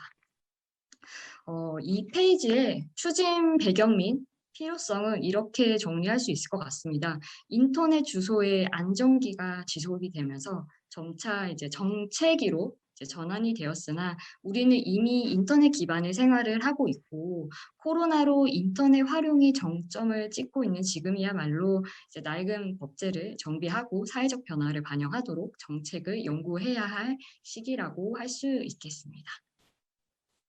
그럼 구체적으로 주요 현안과 개선 방안에 대해 말씀드리겠습니다. 첫 번째로는 도메인을 부정한 목적으로 사용하여 이용자와 기업의 피해를 유발하는 사례가 이제 발생하고 있습니다. 여기서 의미하는 부정한 목적은 예를 들어서 외국 기업이 우리나라 국가 도메인을 사용해서 마치 국내 기업이냐, BTS 굿즈 모방품을 판매한다거나 또는 사이버 보안에 위협이 되는 도구로서 이제 악용되는 그런 사례들이 있겠습니다. 이러한 경우 현재 규정상 제재의 한계가 있습니다. 인터넷 주소 법령이나 관련 준세칙에 따르면은 대한민국에 주소지가 있어야 하고 도메인 종류별로 자격이나 글자 수, 문자 조합 이런 것들을 준수하지 않을 경우로 좀 한정이 되어 있어서 절차에 따라서 이제 제재 조치로서 도메인 말소까지는 이제 가능은 하나 이제 여기서 의미하는 부정한 목적으로 사용되는 도메인에 대한 제재는 이제 좀 어려운 상황입니다.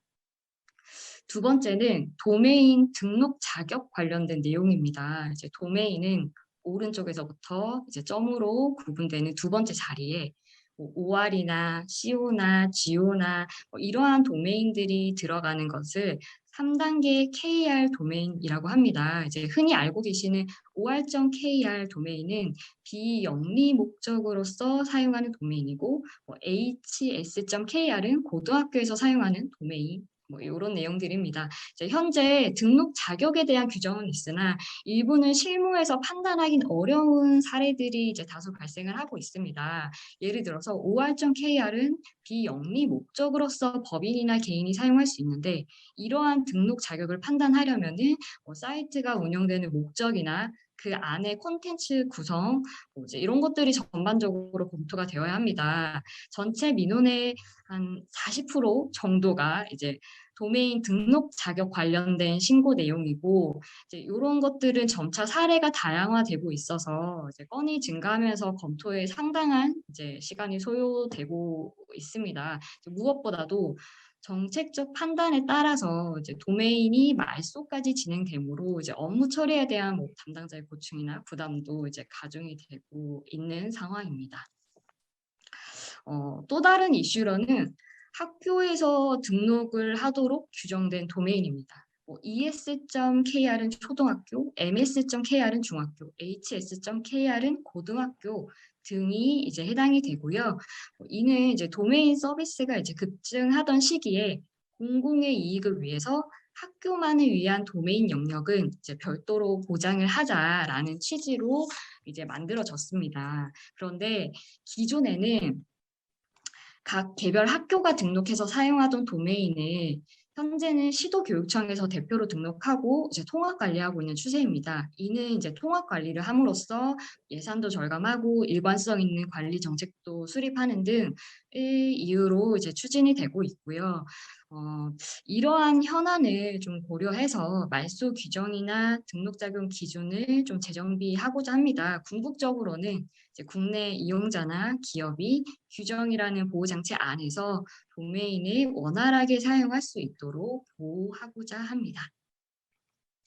세 번째는 도메인 등록 정보 추가 수집과 관련된 내용입니다.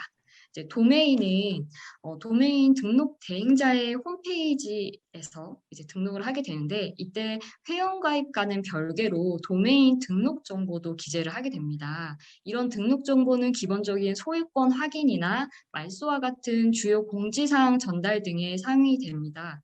등록 정보는 등록인과 관리 책임자에 대한 정보로 나눠지고 이제 도메인의 주인인 이제 등록인에 대한 연락처는 현재 수집을 하고 있지 않습니다. 물론 이제 관리 책임자를 통해서 확인이나 뭐 연락은 할 수는 있겠지만은 이제 요즘같이 도메인을 통해서 뭐 인터넷 서비스 규모가 굉장히 커지고 이제 도메인의 가치도 좀 무궁무진하게 이제 올라가는 시점에 있어서는 이 부분을 조금 더 명확히 하고자 이제 도메인에 대한 어떤 소유권 보호나 안정적인 관리가 이제 필요한 시점입니다. 뭐 이제 일부 사례를 살펴보면은 이제 중국에 있는 모 기업에서는 360.com이라는 도메인을 약 192억 원에 이제 거래한 사례도 있습니다.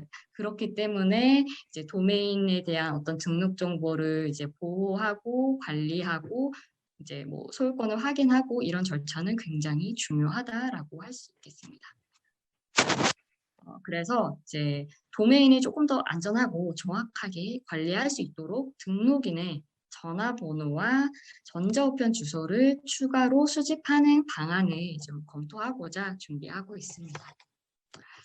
마지막으로는 이제 앞서 말씀드렸던 등록 정보와 후이즈 서비스입니다. 이제 수집된 등록 정보는 이제 한국인터넷진흥원에서 운영하고 있는 인터넷 주소 정보 검색 서비스를 통해서 제공되고 있습니다. 즉 누구나 키사.or.kr 도메인이 등록되어 있는 상태인지, 누가 등록을 했는지, 어느 등록 대행자를 통해서 등록했는지 등을 조회할 수 있습니다.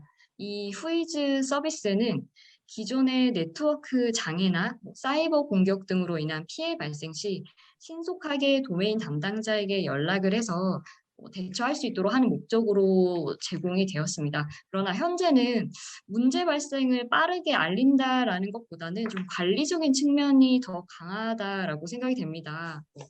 내가 이제 먼저 좋은 도메인을 선정을 해야지 또는 우리 회사가 가진 상표권으로 경쟁사가 도메인을 만들어서 물건을 판매하고 있네. 이런 경우에 그러면은 실제로 이 도메인을 누가 등록을 했는지 확인을 해야 되기 때문에 이런 목적으로서 좀 이용되는 사례가 많습니다. 즉 현재는 개인정보 보호 트렌드와 함께 서비스 이용 목적이 또한 변했습니다. 따라서 이제 등록 정보의 처리 적법성과 후이즈를 통한 제한적으로 등록 정보를 공개하는 이제 방안을 좀 신중히 검토하고자 합니다. 이 검토에 있어서는 실상 이제 방향성도 정해야 하지만은 방향성이 비공개 이제를 기본으로 한다라고 하면은 이제 제한적으로 누구에게 이런 정보들을 제공을 하고 어떤 방법으로서 제공을 하고 이런 것들에 대한 이제 좀 세부적인 내용도 이제 많은 합의가 필요할 것 같다라고 생각이 됩니다. 한국인터넷진흥원에서는 뭐 이러한 이슈들을 좀 이제 논의를 하는 자리를 좀 자주 마련을 하려고 이제 노력을 하고 있습니다.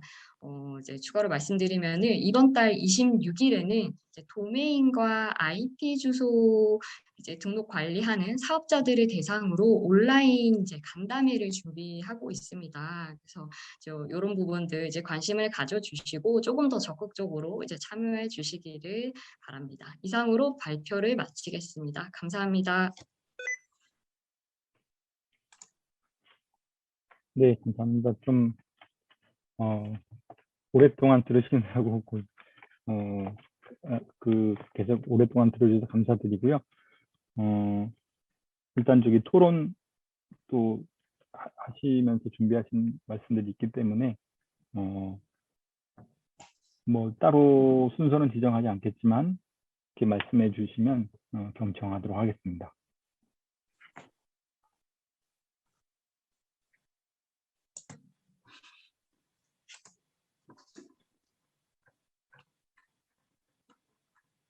말씀하시기 어려우시면 제가 그 사실 그 도메인 이 주소 자원 생태계나 이런 차원에서 다양하게 아이디어도 나와서 그 이해관계자들이 생기면 그 거버넌스에 참여하고 저희가 협력할 수 있는 여러 가지 아이디어들도 많이 있을 것 같은데 그런 부분이 뭐 억지로 될 수 있는 사항은 아닌데요. 그 서재우 차장님께서 혹시 말씀 들으시고 의견 주실 수 있는 게 있으면 말씀 부탁드리겠습니다.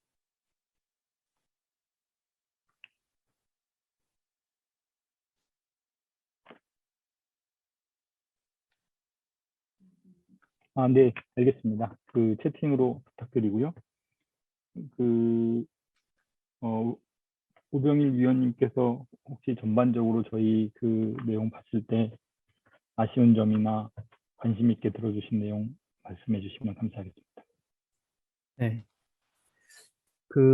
저는 그 황혜란 연구원님하고 김부영 연구원님 두 분 발제에 대해서 잠깐 코멘트를 드리겠는데요. 우선 당연히 이제 등록 정보 개선 방안, 등록 정책 개선 방안 이런 것도 당연히 이제 필요한데 지금 발표하실 때 약간 표현이 제가 보기에는 약간 이상하거든요. 예를 들면 GDPR 같은 경우는 그러니까 유럽 같은 경우는 GDPR 시행에 따라서 뭐 개인정보 보호가 강화되는 방향으로 가고 한국은 뭐죠? 개인정보보호법 개정에서 마치 이제 동의 없는 개인정보 활용을 통해서 개인정보 활용 뭐 합리화되는 방향으로 간다라고 하는데 지금 현재 우리나라의 어떤 등록 정책 개선의 방향과 유럽이 그렇게 다른가? 우리나라에서도 사실 과거에는 사실 이제 관행적으로 후이즈 이제 정책이 만들어졌다면 우리나라에서도 이제 개인정보 보호 경향이 이제 강화되고 그래서 뭔가 이제 이 후이즈 정책뿐만이 아니라 이제 개인 그 등록 정보를 수집할 때부터 이제 뭐 레지스트라나 레지스트리 역시 이제 그 개인정보 등록 정보를 이제 처리하는 데 있어서 목적을 명확하게 하고 그 해당 목적에 따라서 최소 정보를 수집하고 처리하도록 후이지 정보도 비록 공개되기는 하지만 이제 목적이 명확해야 어떤 정보를 공개할 것인지 이런 것들이 나오고 그런 방향에 맞춰서 이제 등록 정책도 개선해 나가는 그런 과정이잖아요. 근데 발표 내용을 보면 약간 그런 것들이 잘 드러나지 않는 것 같거든요. 마치 오히려 이제 추가 수집 부분만 드러나기 때문에 한국은 오히려 개인정보를 추가 수집하는 방향인 것처럼 그렇게 좀 오해될 수도 있지 않을까. 그래서 그런 부분들이 이제 외부에 우리가 이제 의견 수렴을 할 때 좀 그런 정책 방향에 대해서 좀 다듬었으면 좋겠다라는 생각이 일단 듭니다. 그다음에 그 인터넷 거버넌스 관련해서는 저는 뭐 지금 이제 아까 발표해 주신 여러 가지 교육이라든가 그다음에 뭐 아피가 같은 그런 이 전문가 양성을 위한 그런 노력들이 뭐 지금까지도 많이 요구돼 왔고 되게 중요한 노력이라고 생각을 합니다. 그런데 어떤 면에서는 과연 한국의 인터넷 거버넌스 전문가가 부족하냐? 물론 주소 자원 부분은 좀 부족한 것 같습니다. 근데 이제 인터넷 거버넌스를 우리가 폭넓게 이제 본다고 했을 때, 예를 들면 뭐 개인정보 문제부터 사이버 보안이라든가, 뭐 더 나아가서는 뭐 데이터 거버넌스 혹은 뭐 인공지능 어떻게 보면 전문가가 나름대로 이제 많이 계시거든요. 근데 그런 분들이 정말 참여할 수 있는 공간이 있느냐라는 점에 좀 의문이 듭니다. 그러니까 교육은 필요하지만 사실은 예를 들면 아카데미에서 교육을 받고 사회에 나갔을 때 자기가 정책적으로 개입할 수 있는 공간이 없다면 사실 아무 의미가 없는 거거든요. 또 거꾸로 보면은 저는 뭐 이 어떤 이해관계자로 참여를 하든 간에 실제 정책 형성 과정에 자기가 참여함으로써 그 과정을 통해서 많이 배운다고 생각을 합니다. 아카데미에서보다. 이런 워크숍에 패널로 참여하면서 또 많이 배우는 거죠. 그렇기 때문에 저는 뭐 지금 발표해 주신 그런 과정이 당연히 이제 중요하다고 생각을 하고 계속돼야 되지만 사실 저는 여기 오늘 과기정통부에서도 나와 계신데 진짜 우리나라에서 국내적인 그 인터넷 거버넌스에 참여하시는 분들 그다음에 또 국제적으로 활동하시는 분들이 활발하게 되기 위해서는 정부가 이런 분들이 참여할 수 있는 정책 공간을 많이 열어놔야 된다. 예를 들어서 망중립성이라고 보죠. 지금 사실 망중립성 정책자문위원회 이런 거 꾸리면 되게 많은 분들을 초청할 수 있거든요. 그리고 아마 아무나 관심 있는 분들 참여하세요라고 하면은 엄청나게 많은 분들이 참여하실 것 같습니다. 하지만 뭐 망중립성뿐만이 아니라 대부분의 위원회들이 정부가 이렇게 선정한 소수의 어떤 전문가들만 이제 참여할 수 있고 또 꾸려졌다가 사실은 이제 또 없어지고 뭐 저 같은 이제 민간단체 활동가들이야 어떤 정책이 나올 때 적극적으로 이제 목소리를 내는 편이지만 사실 다른 학계라든가 업계라든가 뭐 이런 다른 쪽에서는 사실 정책 공간이 열려져 있으면 사실 참여하기 힘들거든요. 그렇기 때문에 저는 아까 이제 말씀하신 그런 부분에서 이제 정기적인 그러니까 이 교육 과정이라든가 뭐 다른 이 별도의 양성 과정도 당연히 이제 필요하지만 정말 우리가 이제 인터넷 거버넌스와 관련해서 많은 전문가들이 더 전문성을 갖추고 또 국제적으로도 뭔가 역할을 하기 위해서는 또 정부가 여러 정책 수립 과정에서 이런 많은 사람들이 정책에 참여할 수 있는 정책 공간들을 좀 열어놓는 방식으로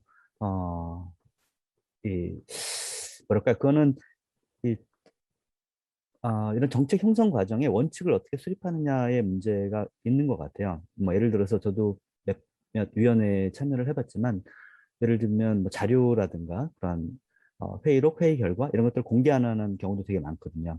근데 아시겠지만 인터넷 거버넌스의 기본 원칙은 투명성이잖아요. 투명성, 바텀업 프로세스 뭐 이런 얘기를 많이 하는데 따지고 보면 별로 지켜지는 게 없어요. 그러니까 그런 일반적인 어떤 원칙들, 인터넷 거버넌스 원칙들을 세우고 지금 주소 자원뿐만이 아니라 여러 이제 정책 영역에서 그런 원칙들이 좀 관철될 수 있도록 정부에서 좀 바꿔나갔으면 좋겠다라는 생각을 하고 있습니다. 네, 이상 제 코멘트를 마치겠습니다. 네, 네, 오병이님께서 좀 아주 굉장히 큰 얘기를 많이 그리고 굉장히 중요한 얘기를 해주셨는데요. 저는 좀 그냥 전체적으로 제가 느낀 것을 말씀드릴게요. 이 네 개의 발표는 굉장히 진짜 이 주소자원과 관련해서 이 기사가 하는 그런 내용들이 어떤 것이 있는지에 대해서 대한 좀 전체적인 그림을 보여주는 굉장히 중요한 자료 같습니다. 이런 자료는 앞으로 어딘가 이렇게 이 기사의 그런 어떤 정보로서 뭐 교육할 때라든지 뭐 이렇게 꼭좀 더욱더 활발하게 좀 사용이 됐으면 좋겠다라는 그런 생각이 들 정도로 굉장히 좀 전체적인 그림을 잘 그려주신 것 같아서 굉장히 감사했습니다. 이 주소 자원이라는 것이 이제 지금 이제 말씀하시는 거는 뭐 어떻게 올바로 사용을 하냐, 또 이제 어떻게 이제 규제를 제대로 하냐, 뭐 이런 것에 그러니까 이제 기사가 하는 주요 업무와 관련된 그런 내용에 이제 초점을 맞춰서 이제 하실 수밖에 없었는데 사실 이 주소 자원이라고 하는 것이 한때는 뭐 사이버상에서의 국가 영토다라고 이제 인식이 되었을 만큼 아주 굉장히 중요한 자원으로 인식이 되었었거든요. 그래서 이것을 어떻게 뭐 잘 사용할 것이냐라고 하는 것뿐만이 아니라 정말 이것을 어떻게 이용할 것이냐, 이것과 관련된 정책을 어떻게 세울 것이냐와 관련된 조금 더 적절한 거버넌스 구조를 마련하는 것이 굉장히 더욱더 중요하게 되지 않았나라는 생각이 듭니다. 이것이 이제 일종의 뭐 국력과 관련된 되었다라는 것을 나타내주는 일종의 하나의 지표로서 주소 질의 횟수가 정말 최근에 그렇게 급속도로 늘어난 거를 사실 몰랐었는데 굉장히 좀 이거는 뭐 이렇게 공공연하게 좀 알릴 필요도 있지 않나라는 생각이 들 정도로 이제 최근에 이제 우리나라가 이제 선진국에 이제 포함이 된 그런 것의 하나의 지표가 아닐까라는 생각까지 들었습니다. 그래서 이런 자료는 좀 널리 좀 알렸으면 좋겠고요. 네. 아예 보도 자료라도 좀 이런 걸 내는 것이 어떠냐라는 그런 생각이 듭니다. 이제 물론 이 주소전이라는 것이 일상생활에 영향을 미칠 정도로 아주 뭐 이렇게 좀 어떤 일상생활에 아주 구체적인 영향을 미치는 것은 아니지만 어쨌건 이 주소 자원이라고 하는 것이 이제 포스트 코로나 시대에 그러니까 인터넷 이용이 점점 더 늘어날 것으로 오히려 더 늘어날 것으로 이제 생각이 되기 때문에 그만큼 사람들이 이용하는 것에 익숙해지고 이제 그만큼 더욱 더 많이 이용할 것으로 생각이 되기 때문에 전반적인 그런 어떤 그러니까 그 일반적인 뭐 대체적인 의미에서라도 좀 인식이 높아지는 것이 필요하다고 생각이 됩니다. 이제 그런 의미에서 이제 최근 발의된 인터넷 주소장법 개정안 이제 오늘 오전에도 세션이 있었습니다만 그것이 이제 국회에서 통과가 되면서 앞으로 주소자원 발전의 어떤 뭐 단단한 발판이 마련되기 바랍니다. 네, 감사합니다. 감사합니다. 네, 시간이 많지 않아서 저도 한마디 드릴까요? 네네, 변호사님. 예, 저도 인터넷 거버넌스에 대해서 관심을 갖게 되고 이렇게 해서 굉장히 좀 뭐랄까요, 좀 열심히 해야겠다는 생각이 좀 많이 듭니다. 근데 오늘도 이렇게 IGF를 해보니까 적어도 키사의 업무에 관한, 그러니까 인터넷 주소팀에 관련된 주제로 봤을 때는 이쪽 분야가 좀 안정화됐는지 그런 측면이 좀 크다고 생각 들지만 되게 논의하는 범위가 좀 좁아진다는 느낌이 많이 들거든요.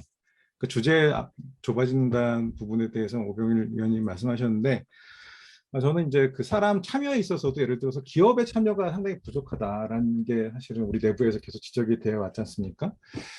그 아이캄 회의를 가면은 이제 기업들이 오긴 오죠. 구글도 오는데 사실은 보면은 구글이 제가 왜 오냐 보면은 구글이 오픈 DNS 같은 거 하니까 엮이는 부분이 있어요. 물론 전반적인 큰 그림에서 보는 차원도 있지만 업무적으로 엮이는 부분도 있거든요.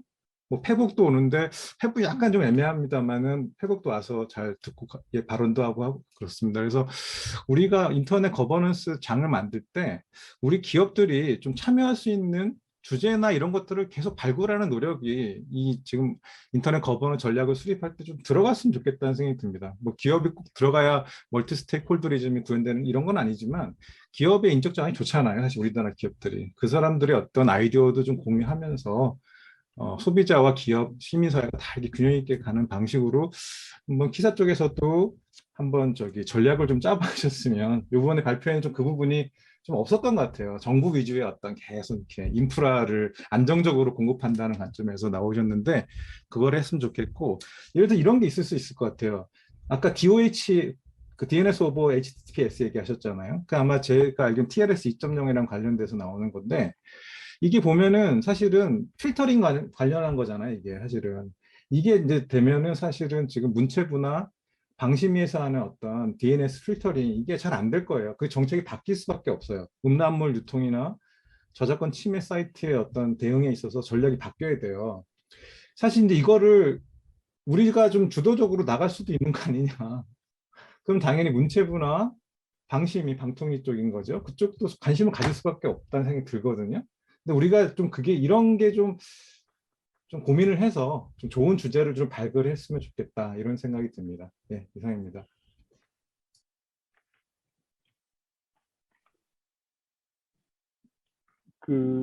이제 조부승 센터장님 한 말씀 예. 부탁드리겠습니다. 네, 안녕하세요. 저희 키스제에서 근무하고 있는 조국승입니다. 먼저 저희 토론 패널로 참여할 수 있는 기회를 주셔서 감사드립니다. 저희 키스티가 사실 저희 DNS도 저희 하나 와 있는데요. 뭐 아까 발표가 나왔는데 저희 크레온넷은 사실 지금 연구망을 저희가 운영하고 있는 주체인데 저희가 현재 키스티가 단순히 이제 사용자로 사실 지금은 포지션이 되어 있는 것 같아요. 그래서 지금 이런 IGF 활동 포함해서 저희 같이 키사도 그렇지만 저희 쪽에서도 같이 참여가 좀 필요한 부분이 있지 않을까 생각을 하고 있고요. 아까 앞에 말씀하신 부분이 연장인 것 같습니다. 사실 저는 이제 정부 기술로 되어 있는데 사실 저는 연구계 쪽이고요. 관련해서 약간 아까 키사에서 발표하신 내용 중에 사실 제가 보기엔 좀 굉장히 좀 봐야 될 부분이라고 생각되는 게 사실 이제 아까 DNS의 가용성, 성능 보안을 말씀하셨는데 저는 사실 성능 부분에서 굉장히 좀 민감한 사실 저희 연구계 쪽이라고도 할 수 있습니다. 저희가 굉장히 대용량 데이터를 처리하고 하기 때문에 지금 이제 5G나 6G가 되면 이 DNS라는 게 아무리 네트워크가 빠르고 아무리 좋아도 사실 DNS 처음에 한번 콜이 들어갈 때 그 지연이나 여러 가지 다른 이슈가 생겨버리면 그 빠른 게 다 삭감이 돼버리는 그런 효과를 나타내기 때문에 그래서 성능에 대해서도 굉장히 중요하다고 생각이 들고요.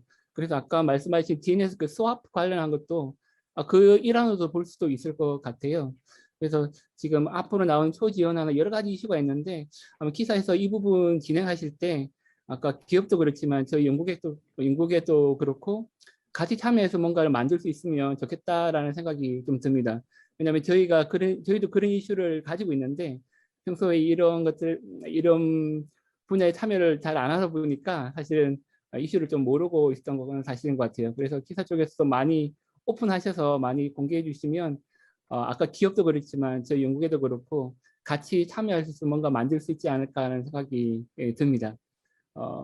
그리고 이제 추가적으로 하나가 사실 요즘에 데이터에 대한 오픈이 굉장히 좀 이슈라 아마 DNS 데이터에 대해서 어느 정도 오픈 가능한 부분이 있으면 굉장히 관심 있어 하는 분도 굉장히 많으실 것 같아서 아마 이미 내용은 포함되어 있으실 것도 같은데 나중에 그 부분도 좀 말씀해 주시면 저희 그 관심 있어 하는 분들이 많이 관심 가지고 볼 수 있을 것 같습니다. 네, 이상입니다.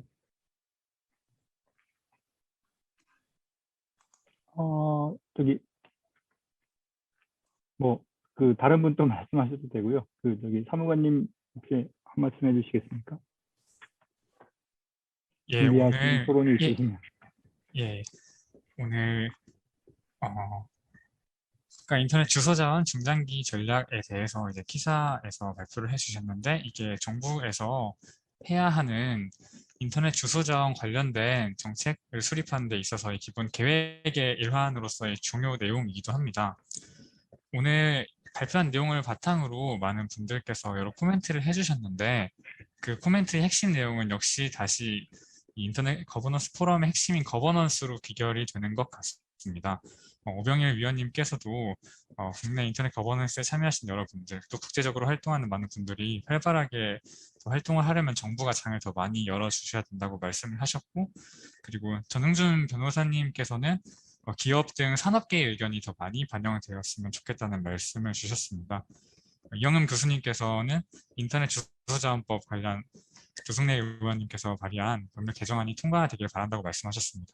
저는 오늘 오전에 인터넷 주소자원에 관한 법률 개정안에 대한 세션에도 참여를 했었는데요. 이 법이 신속하게 개정이 되어가지고 그 법 개정을 통해서 더욱 많은 다양한 이해관계자들이 인터넷 거버넌스 관련 논의에 참여할 수 있도록 정부가 더 적극적으로 지원하는 역할을 맡아야 된다고 생각을 했습니다. 이상입니다. 네, 저희가 사실 이런 좀 거버넌스가 층층이 또 참여하시는 분들이 있으면 참 좋겠다는 생각들을 많이 하면서도 저희가 참 그런 문화를 만들어가는 게 쉽지 않다는 그런 생각이 들고요. 뭐 여기 지금 여러 관계기관이나 또 이제 뭐 과기정통부에서 나오셨지만 실제로 이런 일들을 위해서 그동안에 한 뭐 7, 80명 규모가 이 주소자원과 국제협력, 그러니까 주소자원을 기반으로 한 국제협력이나 연구나 비즈니스 창출이나 이런 부분에 인터넷 거버넌스까지를 포함해서 그런 부분에 같이 역할을 했었는데 지금은 이제 그 DNS 운영하고 도메인 관련돼서 민원 처리하는 일부 기능을 제외하고는 다 지금 이제 사라진 상황이거든요.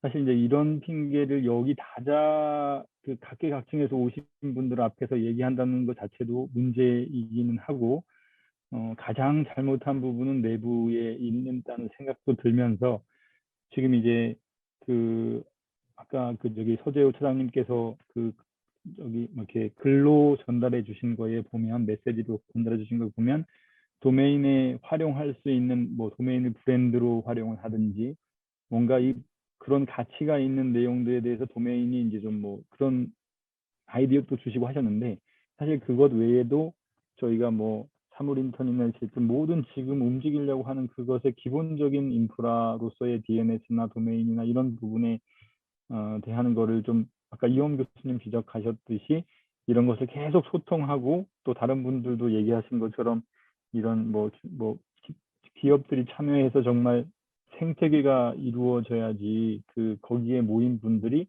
또 거버넌스로서 각 분야에서 관심 있게 하실 것 같거든요.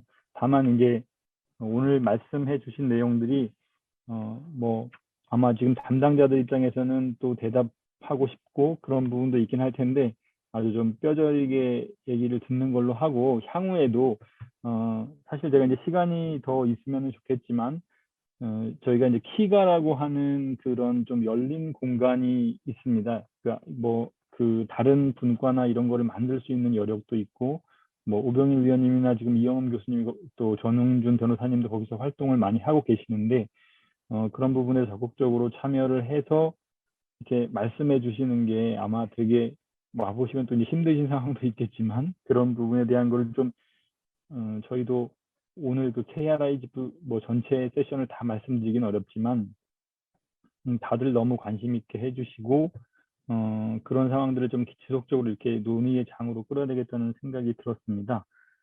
그리고 아까 센터장님 말씀해주신 그 이제 키스티에는 지금 아마 그 우리나라 슈퍼컴퓨터 6세대 컴퓨터까지 슈퍼컴퓨터까지 가 있나요? 뭐 하여튼 네, 5호기가 와 있습니다. 예. 5호기까지 가 있나요? 네. 그래서 그런 어떤 실제로 아마 이 뭐 데이터 그러니까 디지털 대전환 시대에 꼭 필요한 그런 연구망이나 뭐 실제로 우리가 쓰는 이런 것들에 대해서 직접적으로 하고 계시는데 실제로 이런 논의의 장들이 서로 교류가 되면 좋겠다는 생각을 합니다. 이제 하면서 진짜 좀 막막한 감이 좀 들고 해서 아쉬운 좀 생각이 있고요. 그 혹시 뭐 이렇게 꼭 이 자리에서 한 번 더 말씀을 하셔야 되겠다는 말씀이 있으면 들어보도록 하겠습니다. 그 뭐 이제 다른 분들 다 지금 저희 쪽하고 과제나 이렇게 연구반이나 뭐 이런 형태로 다 좀 같이 연계가 돼 있어서 그때 또 말씀을 듣는 걸로 하고요. 뭐 이영 교수님 더 말씀하실 거 없으시고요. 알겠습니다. 그럼 또 이런 자리가 또 이렇게 마련됐으면 좋겠고 저희가 금요일 날 정말 그 행복한 금요일 날 오후기 때문에 6시 되기 전에 마치도록 하겠습니다. 오늘 감사드리겠습니다. 감사합니다. 네, 감사합니다. 수고하셨습니다. 수고했습니다. 고생하셨습니다.